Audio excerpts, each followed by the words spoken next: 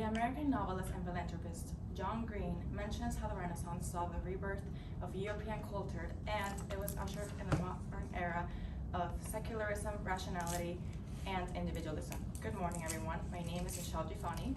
Alejandro Quintero. My name is Julia Carrero. Natalia Arias. And Annabella Del Valle. This leads us to our research question on how did the power of Catholic religion on the arts and sciences impact the upper class of the Italian 16th century.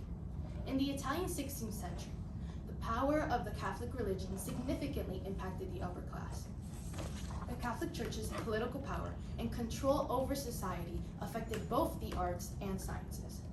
The Catholic Church's patronage of religiously themed art and intellectual pursuits created a cultural and scholarly landscape where the upper class was closely intertwined with the priestly world, resulting in a profound and lasting connection between the church and the elite during this period. Furthermore, the Catholic Church had a lot of political authority over the Italian upper class during the 16th century. The Pope was seen as the representation of God on earth. And not only that, but there was a lot of religious devotion towards the Catholic Church, which heavily affected the way that people acted and did everything in their day-to-day lives. Not only this, but the Pope wanted to control more territory in the name of the Catholic Church. This is Pope Julius II, which was one of the popes which heavily did this with the introduction of the Papal States and all of the territory that came along with it. The term Reform Rome, according to Ying Ming, author of Carnival in Rome, the tension of Pope Paul III, dual role revisited. The slogan Reform Rome, Reform the World was used by reformists to get the upper hand in the Holy See. As the original Renaissance man, artist Leonardo da Vinci influenced many painters, architects, and scientists with his world-renowned works of art. One of these was the Vitruvian Man, one of the most iconic images in the history of Western art. This image depicts the image of a nude man facing forward and surrounded by a square while superimposed on a circle. This painting symbolizes the perfect man, based on ancient knowledge of ratios and proportions by human anatomy. You can also see religion's control over society through the Galileo affair. After the scientist Galileo Galilei supported the Copernicus system in his book Dialogo, he was tried for contradicting the church's previous belief that all other astronomical objects revolved around the Earth, as shown in the geocentric model, and not the sun, as shown in the Copernicus system. The author Owen Gingerich of the academic journal Truth and Science, Persuasion, Proof, and the Galileo affair even mentions how Galileo needed to be proved as a heretic fool, otherwise the church would lose some of its political power Alejandro had previously mentioned.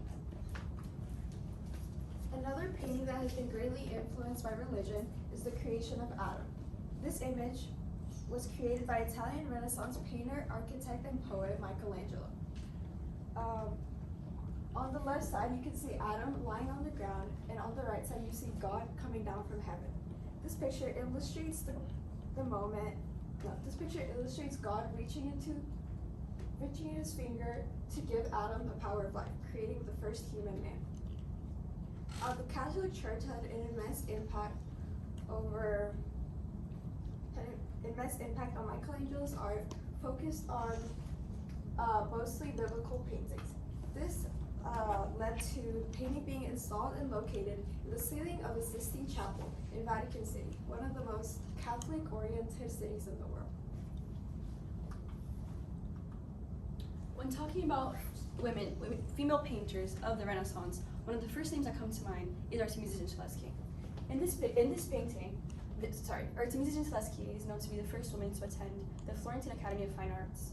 This was heavily facilitated for her because of her dad, Artemisia Gentileschi, a renowned painter of the Renaissance, and also being the upper class. During her time in the academy, she studied under Caravaggio, a really famous painter. This painting specifically is known to be her first work. This was published when she was 17. This story is a Bible story where two older men find and pry a younger woman for sexual favors. This is a common pattern throughout all her paintings, as she was sexually assaulted multiple times in her personal life. This composition is the work of Palestrina, who is a renowned Italian composer. Giovanni Pierluigi da Palestrina, also referred to as Palestrina, is known for his significant impact on the Renaissance music, especially for his exquisite choral compositions and polyphonic techniques that have left a lasting legacy in the realm of classical music today. There is a pivotal role played by the church's demand for printed music in shaping the artistic endeavors of composers like Palestrina. The availability of written musical scores not only facilitated a deeper connection between the upper class and the church's rich musical heritage, but also fostered a sense of cultural unity. The Catholic Church had a lot of influence on the 16th century. On the 16th century. One of the most positive effects that happened during this time was that there was a lot of religious focus on the works of art produced, such by artists like Michelangelo and Leonardo da Vinci, which are still works of art that are still heavily important culturally today. Nevertheless, there were a lot of negatives during this time. One of them being that there was a lot of restrictions placed by the Catholic Church on artists, musicians, researchers, and doctors.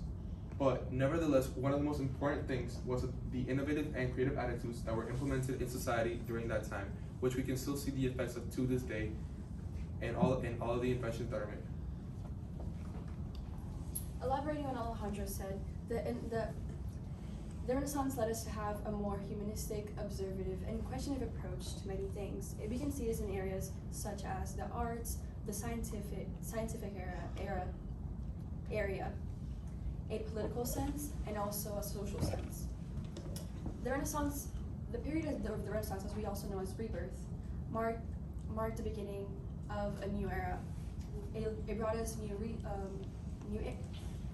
areas of research and beliefs, and just overall, it had a huge impact in society overall. And we can see that it was heavily limited by the Catholic Church, but we can still see all the impacts that were made in today's society. That marks the beginning of the modern world. Thank you.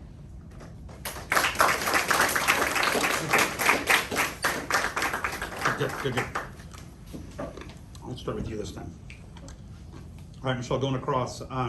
If you had a sixth member of your team, what's a perspective that they could bring to the project that would have helped? If we had a sixth member on our team, it would have been good to also have a religious perspective that deep dive into other religions that were part of the Italian society in the 16th century and how their attitudes were different to the ones that we found impacted by the Catholic Church. Okay. All right. Describe an argument from one of your peers' individual reports that makes you think differently about the solution or conclusion that you guys came up with as a team. Well, Natalie's whole argument was, and evidence was the ways that the Catholic Church affected art and artists, which personally gave me an entirely new point of view into the conclusion because it showed us how the Catholic Church affected them. By All right. them, I mean the artist. Okay. Julia, what is a way in which your team's resolution makes you think differently about the research you conducted? Okay, so my research was a social aspect and was mainly focused on women during that time period. And my team's overall research, the rest of the research papers, were heavily influenced by the arts and the sciences. So that was really, when we see a picture of the Renaissance, that was the big impacts that we see. So it really helped me understand how the church limited more their things instead of only just the female perspective of it. All right. And Natalie, what's an example of a compelling argument from one of your peers' reports you decided not to use, and then why? Julia's argument was mainly about women's social roles and expectations, and it really didn't tie in with our presentation that it was mainly about the limitations of the Catholic Church, so we decided to minimize it. Okay. And save the best for last. Reflecting on your colleagues' works, which one had the greatest input for you, Annabella, about Renaissance, to teach you about Renaissance? I would say Natalia's, because art was the biggest thing during the Renaissance, and I enjoyed learning more about something that I was already familiar with, rather than the rest of our arguments, which were about stuff that were new. You guys are done.